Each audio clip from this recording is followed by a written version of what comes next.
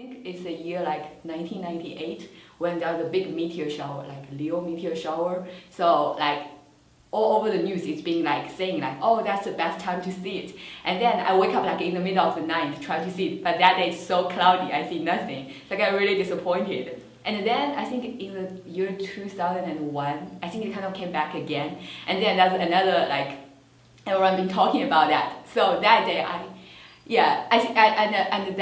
that night I think my parents, we went to some place and like it was great, and we saw a lot of like meteor shower, just shooting stars, shooting over, like, oh, they look so cool. So we know white dwarf is like what the sun will be after 5 billion years.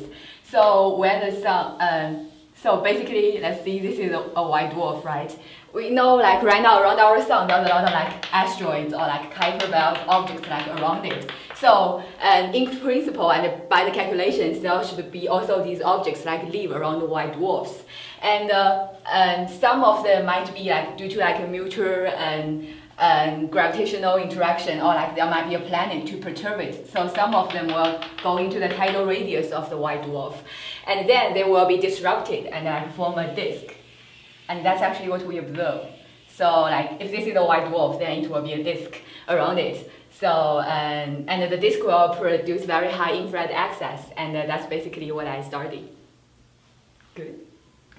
I really like the idea about aliens. I think we just and so the ultimate goal is always people really want to know it, and if there's somebody out there, and like how common or how rare like we are, like human beings are. So I think that's the ultimate goal we really want to answer. I don't really think I decided at a time I really want to do astronomy or do science. I just feel it's pretty cool to study that.